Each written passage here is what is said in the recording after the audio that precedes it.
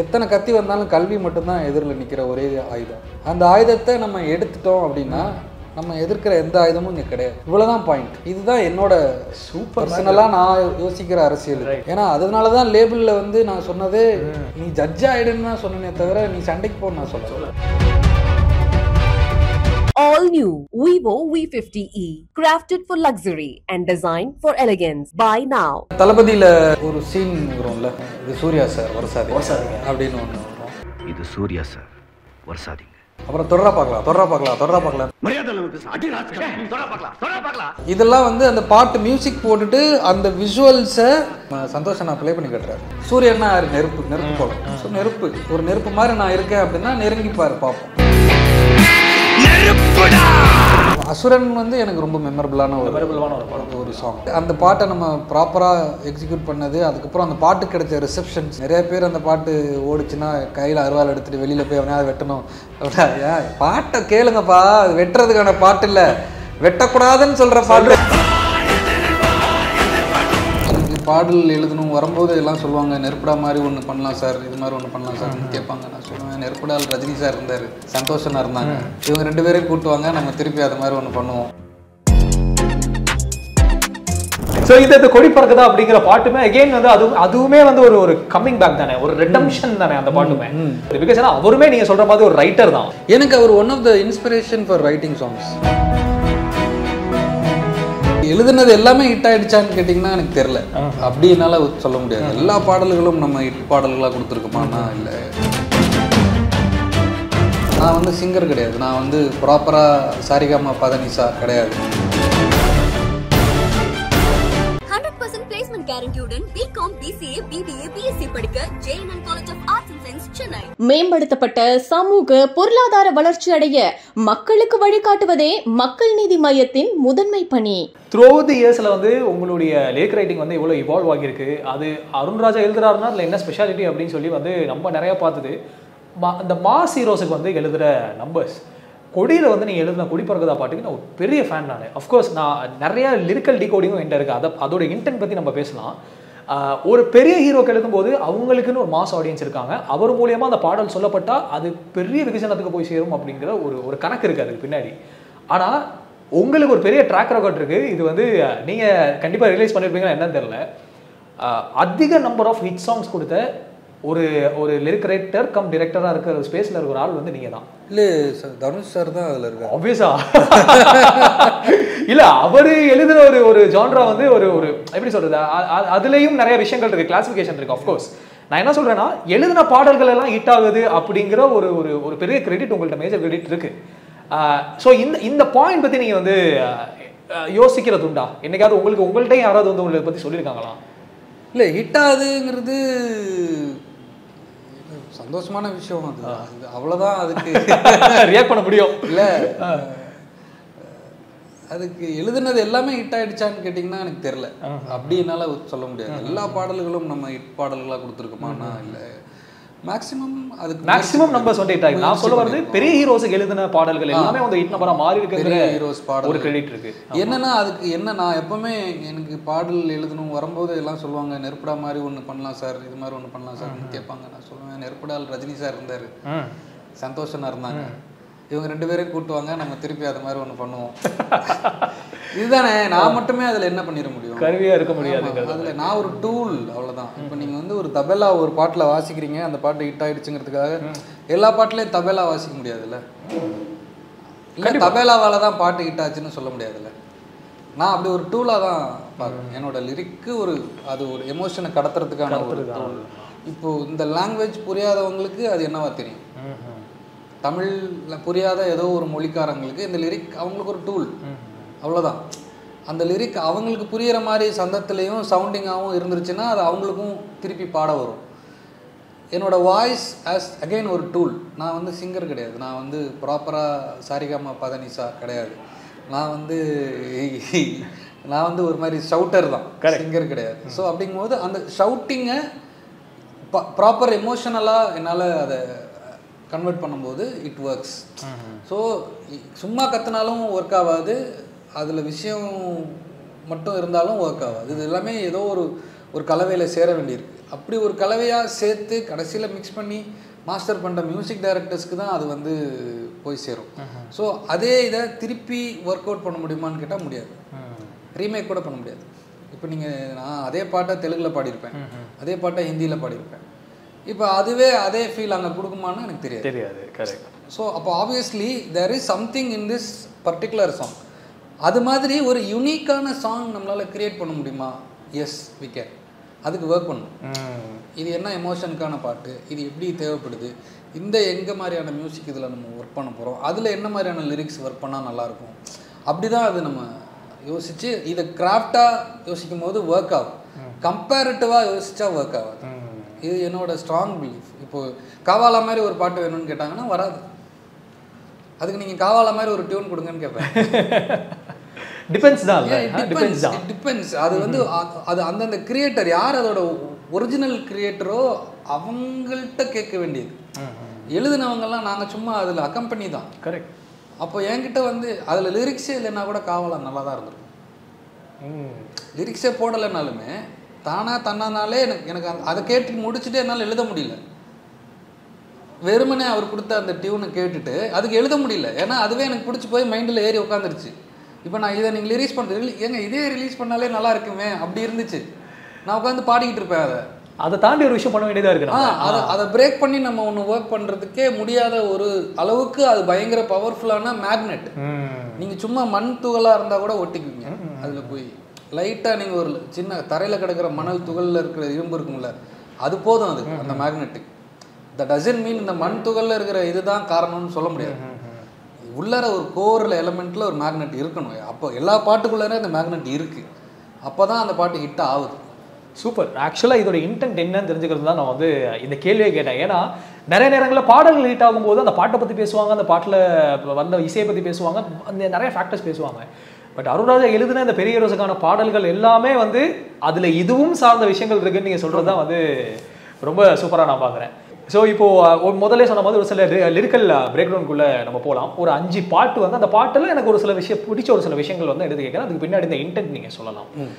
முதல்ல வந்து உங்களுடைய வெரி ஃபர்ஸ்ட் சாங் ராத்திரியை ஆழ்மரசன், அந்த பாட்டில் வந்து ஒரு வரி வருது, லாஸ்ட்டில் தான் வருது. வெண்ணிற இரவுகள் எங்குமே இல்லையே, கண்களில் கனவுகள் என்றுமே தொல்லையே. இதுவுமே இப்போ நீங்கள் பேசின இந்த இப்போ போகிற போக்கில் சொன்னீங்க தெரியுமா, அந்த மாதிரி மக்கள் என்ன தேர்வு பண்ணுறாங்களோ அதுதானே கடவுள் அப்படின்னு நீங்கள் சொன்னீங்க. அந்த மாதிரி இதுலேயுமே வந்து ஒரு சப்டெக்ஸ்டாக ஒரு விஷயம் சொல்லிட்டு போயிருக்கீங்க. கண்களில் கனவுகள் என்றுமே தொல்லையே. அது 2 விதமாகவும் எடுத்துக்கலாம். ஒரு பாசிட்டிவான ஒரு மைண்ட் செட்டில் பார்த்தீங்கன்னா வந்து அந்த அந்த அந்த தொல்லை தான் நம்மளை ஓட வைக்குங்கிற மாதிரி சொல்லலாம். இன்னொரு மைண்ட் செட்டில் பார்த்தீங்கன்னா அப்படின்னா அது படத்தோடைய கான்டெக்ஸ்டாக இருக்கும். அது வித்தியாசமாக இருக்கும். இதை பற்றி சொல்லுங்கள். இந்த தான் அதே தான் நீங்கள் கரெக்டாக தான் சொல்கிறீங்க. அதாவது நம்மளோட கனவுகள் நம்மளை வந்து நிம்மதியாக இருக்கக்கூடாது. நிம்மதிங்கிறது நம்ம கொடுக்குற டெஃபினேஷன் தான். கரெக்ட். அப்போ அதுக்கேற்ற ட்ரீம்ஸ் தான் நமக்கு என்ன இன்புட் இருக்கோ அதுக்கேற்ற அவுட்புட் தான் ட்ரீம்ஸாக வரும். இப்போ நம்ம சிந்தனைகளோட ஏதோ ஒரு பிரதிபலிப்பு தான் கனவுகள். நான் இதுவாகணும்னு ஆசைப்படுறேன் அப்படிங்கிறது சிந்தனை, அதுவாகணும்னு ஆசைப்பட்டுட்டே இருக்கேன் அப்படிங்கிறது ஆழ்ந்த சிந்தனை, அது ஆகிறதுக்கு முயற்சி பண்ணுறேங்கிறது கனவாக மாறுறதுக்கான வாய்ப்பு. அப்போது அந்த சிந்தனையாக இருக்கிறதுக்கும் அந்த முயற்சிக்கும் நடுவில் நடக்க போகிற விஷயம் தான் அந்த தொல்லை. ரைட். இது தாண்டி சொல்ல முடியாது இந்த பாட்டில். ரொம்ப அழகாக இருந்தது. இப்போ அதோடைய கான்டெக்ட்டை பற்றி நான் தெரிஞ்சுக்கும் போது சூப்பர், செம மேட்ரு. ஓகே, எங்கே ஓடுகின்றாயில் வந்து அதுலேயுமே ஒரு வரி இடம் வருது. ஆசையில்லா நெஞ்சம் கொண்ட ஜீவன் இல்லை, ஆசை வந்தால் நெஞ்சுக்குள்ளே ஜீவன் இல்லை. இது வந்து பெரிய ஃபிலாசபி இருக்குது பின்னாடி. அதாவது ஒரு மனுஷன் வந்து எல்லா மனிதனுக்குள்ளேயும் ஒரு செல்ஃபிஷ்னஸ் இருக்கும். அது இல்லாமல் மனுஷன் இருக்க முடியாது. அதை கரெக்டாக சொல்கிற ஒரு பாட்டாக வந்து இதை நான் பார்த்தேன். ஸோ சொல்லுங்கள். அதே தான் சேம் சொல்லியாச்சு. அதை புரிஞ்சுக்கிறீங்க. நம்மளோட ஆசை இல்லாத நெஞ்சம் கொண்ட ஒரு ஜீவன் இந்த உலகத்தில் கிடையவே கிடையாது. எல்லா ஜீவனுக்கும் ஏதோ ஒரு ஆசை இருக்கு. ஆனால் ஆசைன்றது ஒன்று வந்து அதிகமாக உங்கள் மனசுக்குள்ளார அதிகமாக அது இடம் பிடிக்க ஆரம்பிச்சிருச்சுன்னா உங்களுக்குள்ள இருக்கிற ஒரு ஜீவனை அதை அழிச்சிடும். மேபி ஒரு ஹியூமனிட்டின்னு வச்சுக்கோங்க. லைக் சீட்டிங்லேருந்து ஆரம்பிங்களேன். எல்லாமே அந்த எத்திக்கலான விஷயங்களுக்கு எதிராக நடக்கிறது எல்லாமே அந்த ஜீவனை மறைச்சிட்டு செய்கிறது தான். ரைட். நமக்குள்ள ஒரு ஜீவன் இருக்கும், மனசாட்சின்னு ஒன்று இருக்கும். கண்டிப்பாக அந்த மனசாட்சியை தான் நம்ம ஜீவன். அந்த மனசாட்சி திறந்துட்டு நீங்கள் செய்கிற எந்த ஒரு ஆசையாக இருந்தாலுமே அந்த மனசாட்சி இல்லாமல் செய்கிறது தானே. இன்னைக்கு ஏர்னிங் நிறைய பேர் அப்படி தானே பண்ணுறாங்க. ஸோ ஆசை வந்தால் நெஞ்சுக்குள்ளே ஜீவன் இல்லை. சம்பாதிக்கணுன்ற ஆசை வந்துடுச்சு, எப்படி வேணால் சம்பாதிக்கலான்னு ஆயிடுச்சு. அப்போது அந்த ஜீவனை தூக்கி ஓரம் வச்சுட்டு சம்பாரிச்சு தூக்கி வச்சுக்குவோம். அவ்வளோதான் கான்செப்ட். Right, okay. நெருப்புடால அதில் வந்து ஒரு வரி எனக்கு எப்போ அதை கேட்கும் போதும் ஒரு ஃபேசினேஷன் வரும். வீரம் தியாகம் மோதும் மோதும் உன் தோளில் காயம் ஆறு மாறும், இனி குரோதம் துரோகம் மாயும் மாயும், வருங்காலம் இனியும் இதிகாசமாகும் அப்படின்னு. ஸோ இதில் எனக்கு ஆக்சுவலாக இப்போ நான் அந்த லிரிக்கை வந்து தப்பாக புரிஞ்சுக்கிட்டேன்னா என்னன்னு தெரியல. அது வந்து மாயம் மாயம்னு நான் படிச்சிருக்கேன் போல இருக்கு இவ்வளோ நாள். மாயும் மறிச்சு போகும், வருங்காலம் இனி இதிகாசமாகும் அப்படிங்கிறது. ஆக்சுவலாக வந்து இந்த லிரிக்கை நான் வந்து நிறைய வாட்டி கேட்கும்போது எனக்கு என்ன மைண்டில் தோணுச்சுன்னா, ஃபர்ஸ்ட் இதை நீங்கள் எழுதி வந்து ரஞ்சித் மாதிரியான ஒரு கிரியேட்டர்ல ஒரு டிஸ்கஷன் வந்து இந்த வரிகள் வந்து அவர் அப்ரூவ் பண்ணும்போது உங்கள்ட்ட என்ன சொன்னார்?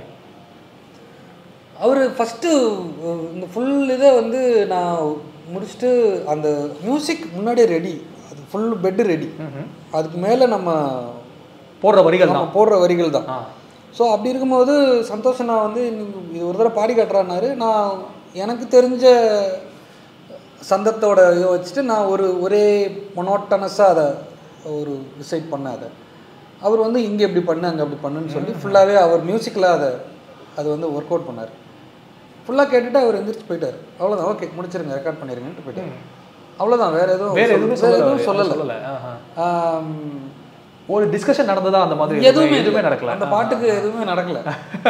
அவர் என்ன என்கிட்ட அவர் சொன்ன ஒரு வார்த்தை வந்து என்னன்னா, இந்த மாதிரி எனக்கு ஒன்று தெரியாது.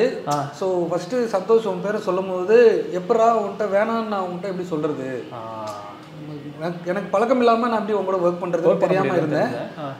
இந்த பாட்டை நான் கேட்டுட்டேன், இப்போ நான் உன்னை வேணான்னு சொல்கிறதுக்கு மனசு வரல. அதுதான் அவர் சொன்ன ஃபீட்பேக்கு. அவ்வளோதான். ஸோ இதுதான் அவர் எனக்கு சொன்ன பாயிண்ட். என்ன ஆச்சரியமான விஷயம் என்னன்னா, அவருடைய படங்கள் அவர் சொல்கிற அரசியல் இருக்குல்ல, அதுக்கு ரொம்ப ஆக பொருந்ததாக ஒத்து போன ஒரு பாட்டு, ஒரு ஹீரோ இன்ட்ரடக்ஷனுக்கான ஒரு விஷயமா வந்து இந்த பாடல் வரிகள்ல இருந்தது. அந்த இன்டென்ட்டை சர்வ் பண்ணுற ஒரு பாட்டை அது பார்த்தேன். ஸோ அந்த ஒரு அண்டர்ஸ்டாண்டிங்கில் எழுதின ஒரு கம்ப்ளீட் பாட்டை அதை சொல்லலாமா நெருப்புடாம? இல்லை, அது ஒரு ஹீரோ பேஸ்ட் சாங். ஆமாம், அதில் politically any hero is politically ரிசீவ்டாக இருந்தால் மட்டும்தான் ஹீரோ. ஆஹா இல்லைங்களா? நிச்சயமா.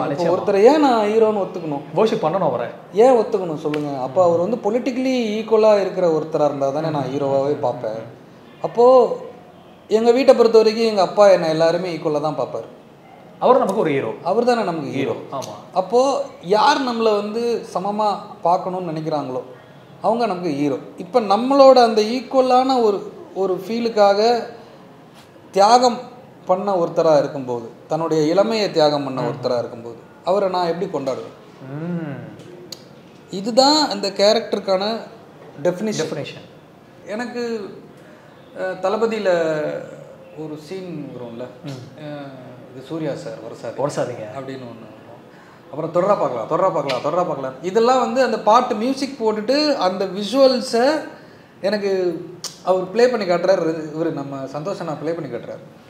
ஃபுல்லாக அவர் அண்ணாமலையில் அப்படி வந்து ஏறி வர்றது, அப்படி போய் உட்கார்றது, அப்படி ஃபுல்லாக சுருட்டு குடிச்சிட்டு அப்படி சேரில் போய் உட்காந்து அப்படி பார்க்குறது, இந்த விஷுவலோடு சேர்ந்து நான் அதை பார்த்துட்டே இருக்கேன்.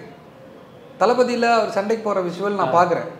இது சூர்யா சார் வரசாதீங்க அப்படிங்கிறத நான் பார்க்குறேன். இது எல்லாமே எங்கேயோ என் மைண்டுக்குள்ளார டயலாகாக இல்லைன்னா கூட அந்த டயலாக் என்னன்னு எனக்கு தெரியும். ஏன்னா தளபதியை நான் அத்தனை வாட்டி பார்த்துருக்கேன்.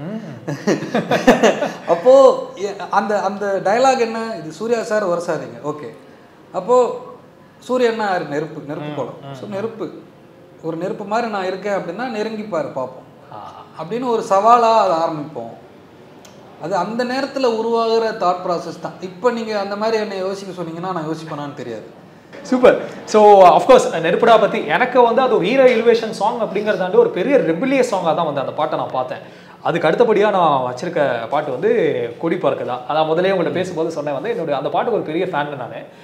ஏன் அந்த பாட்டுக்கு ஒரு பெரிய ஃபேன்னா அதில் இடம்பெற ஒரு வரி, முடிஞ்சது உனக்கு இனி கருணையும் இல்லை. இது வந்து தனுஷ் சாரோட லிரிக்ஸ். ஓ ஓகே. நாங்கள் 2 பேரும் அந்த லிரிக்ஸில் ஒர்க் பண்ணியிருக்கோம். அதில் நீங்கள் பார்த்தீங்கன்னா கிரெடிட்டில் 2 பேருடைய பேரும் இருக்கும். அவர் பாடின போர்ஷன் எல்லாம் அவர் எழுதுனது, நான் பாடின போர்ஷன்லாம் நான் எழுதுனதில் அவர் பாடியிருக்கார். Right, okay. ஸோ அது கிளாரிட்டியாக அது சொல்லிட்டீங்க அந்த விஷயத்த. ஸோ இந்த கொடி பறக்குதா அப்படிங்கிற பாட்டுமே அகெயின் வந்து அதுவுமே வந்து ஒரு கம்மிங் பேக் தானே, ஒரு ரெடம்ஷன் தானே அந்த பாட்டுமே. அந்த பாட்டுடைய ப்ராசஸ் வந்து எப்படி இருந்தது? பிகாஸ் ஏன்னா அவருமே நீங்க சொல்ற மாதிரி ஒரு ரைட்டர் தான். ஆமா, ஒரு எக்ஸ்ட்ராடினரி ரைட்டர். அவரும் ரிலேட்டபிள் லிரிக்ஸ் எல்லாம் எழுதி பேர் வாங்கின ஒரு டெக்னீஷியன் அவர். எப்படி இருந்தது அவர் கூட அந்த ஒர்க்கிங் கொலாபரேஷன்? எனக்கு அவர் one of the inspiration for writing songs. Wow, அப்பா பாயிண்ட்டுங்க. எனக்கு வந்து இப்போ நான் காலேஜ் படிச்சுட்டு இருக்கும்போது இந்த அவரோட ஃபர்ஸ்ட் சாங் வந்து பாடியிருப்பார். நான் நாட்டு சரக்குன்னு ஒரு பாட்டு. அவர் தான், அதான் ஃபர்ஸ்ட் சாங். புதுக்கோட்டையிலேருந்து சரவணன். அந்த பாட்டை வந்து நான் கிட்டத்தட்ட பாடாத டேஸே கிடையாது. எனக்கு ஓரளவுக்கு நான் வந்து ஒரு சந்தத்தோட ஒரு மியூசிக்கலி ஒரு டெம்போவில் நான் பாடுறேன் அப்படின்னா, இப்போ யுவன் சாரோட மியூசிக்கும் இப்போ அவரும் தனுஷ் சார் சேர்ந்து ஒரு பண்ண அந்த காம்போஸில் துள்ளுவதுலமையாக இருக்கட்டும், இந்த மாதிரியான அந்த படங்களோட தாக்கம் எனக்கு ரொம்ப அதிகம். புதுப்பேட்டையாக இருக்கட்டும், ஆமாம், புதுப்பேட்டையாக இருக்கட்டும், நிறைய படங்களில் அவங்களோட பாடல்கள் எனக்கு வந்து ரொம்ப பிடிக்கும். ஏன்னா இந்த மாதிரி நம்ம இண்டஸ்ட்ரியில் எல்லாருக்கும் ஒரு பெரிய முன்னோடினா கமல் சார் தான். நிச்சயமா அவர் தொடாத கிராஃப்ட் இல்லை, கிடையாது. ஸோ ஒரு பாட்டுக்குள்ளார ஒரு பாட்டை எப்படி என்ன எமோஷனில் என்ன மாதிரி சொல்லலாம், எப்படி பாடணும், எப்படி எழுதணும் அப்படிங்கிறதெல்லாம் அவரோட இதிலிருந்து ஒரு பெரிய இன்ஸ்பிரேஷன். அதே மாதிரி தனுஷ் சார் வந்து அவரோட மெட்டஃபோர்ஸ் ரொம்ப பிடிக்கும். ரொம்ப மெட்டஃபோரிக்கலாக இருக்கும் அவரோட லிரிக்ஸ்.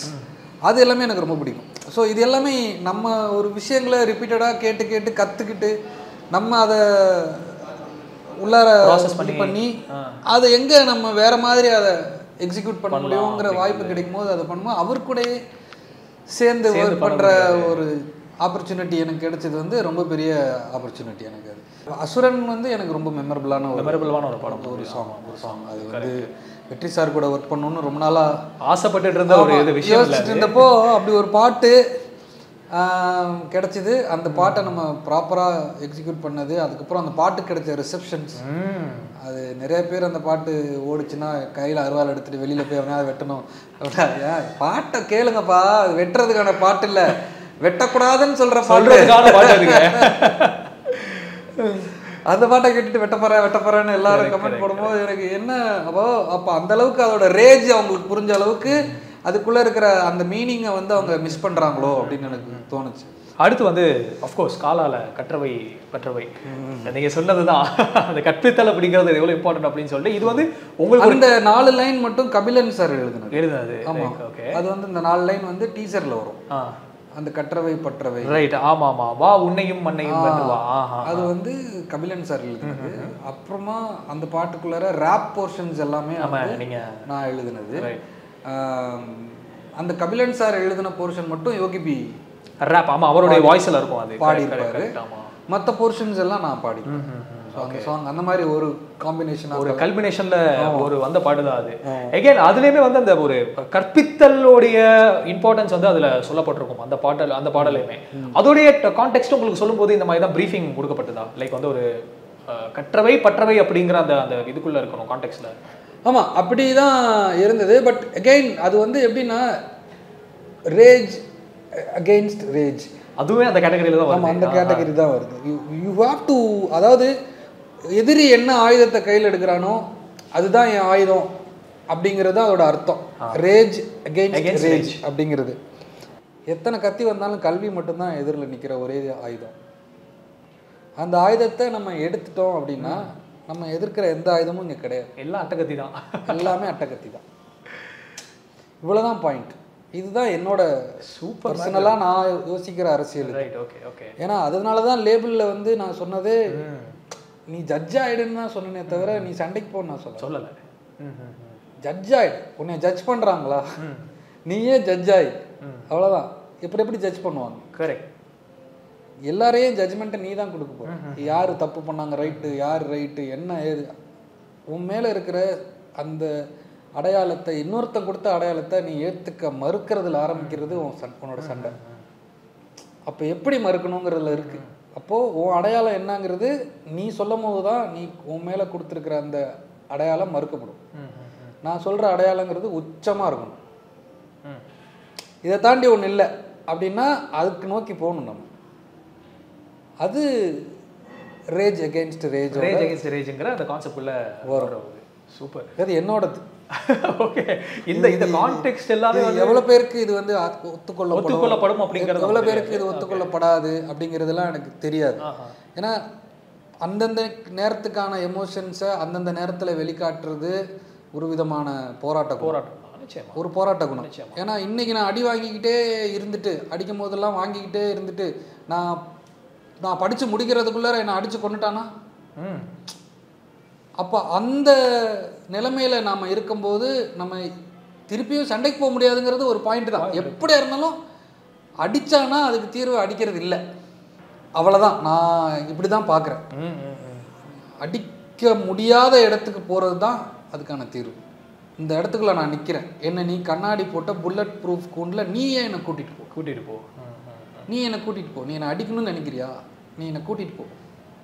நீ எனக்கு ரெஸ்பெக்ட் பண்ணு, நீ என்னை சல்யூட் அடி, நான் அதுக்கு மாறுறேன் அப்படிங்கிறது தான் டிட்டர்மினேஷன். அந்த கிரிட்டோட நம்ம போயிட்டோம்னா மேபி இந்த மாதிரியான விஷயங்கள்லாம் தவிர்க்கப்படலாம், குறையும் அப்படின்னு நினைக்கலாம். பட் மனிதனோட ஆணவம் என்னைக்கும் குறையாது, அது இருந்துக்கிட்டே தான் இருக்கும். ஸோ அந்த ஆணவத்துக்கு எதிராக நம்ம ஆணவத்தை ஆயுதமாக ஆக்க முடியாதுங்கிறதா என் point. All new Vivo V50e, crafted for luxury and designed for elegance. Buy now. 100% placement guaranteed-உடன் BCom, BCA, BBA, BSc படிக்க JNN College of Arts and Science, Chennai. மேம்படுத்தப்பட்ட சமூக பொருளாதார வளர்ச்சி அடைய மக்களுக்கு வழிகாட்டுவதே மக்கள் நீதி மையத்தின் முதன்மை பணி.